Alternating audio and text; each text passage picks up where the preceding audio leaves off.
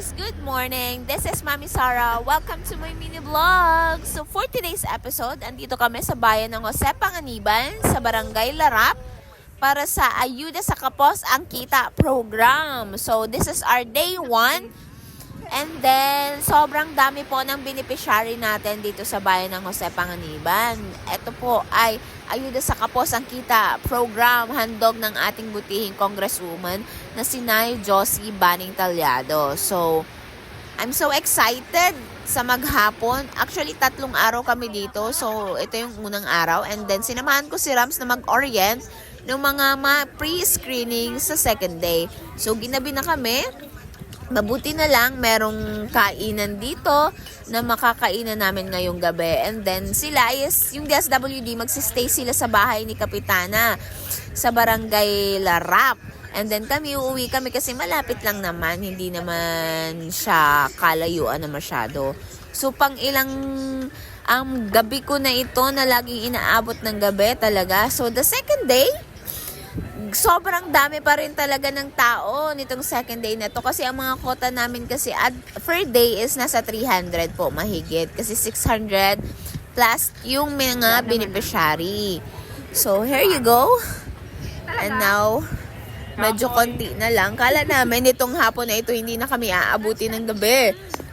So, marami pang dumating yung mga alanganing oras na pero ang daming dumating pa na mga pahabol. Sayang naman kasi the second day is mag-payout na. Same ng aking shoes. This is what it looks like. So, ang cute-cute ng motor kaya ginamit-gamit ko siya. So for today's video, kasi ginabi na kami, bili kami ng ulam. Kasama ko si Rams. Hello ka, mag-hello ka. Well, ate, huwag mong durugin. Ranot na. At The next day, ito na nga yun, ginabi kami, kaya nagkabibili kami ng ulam. Kasi ang akala talaga namin maagap-agap kami matatapos, pero hindi. Tapos super late na kaming natapos kasi sobrang daming humabol para sa araw na ito. So ito na yung huling araw namin sa Panganiban. It's payout day. So napakadami ng mga nakapasok sa pre-screening.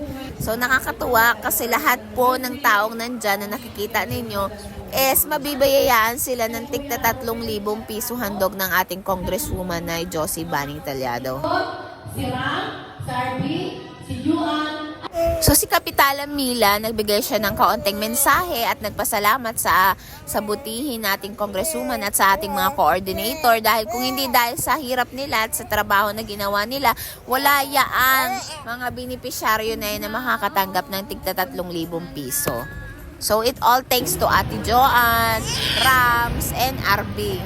So sila yung masisipag na coordinator dito sa bayan ng Jose Panganiban ng ating congresswoman na Josie Baning Talyado. Ko yung pimple sa ano. Boyok! Potok na potok. So yung lahat naman po ng na-pre-screening namin ay dumating ngayong payout day at yan, ganyan po ang proseso ng payout day na. So after nila mag-signature, marireceive na nila yung cash. So hanggang dito na lang, dito na akin natatapos ang aking video. See you on my next vlog. Paalam! Don't forget to like, follow, and share!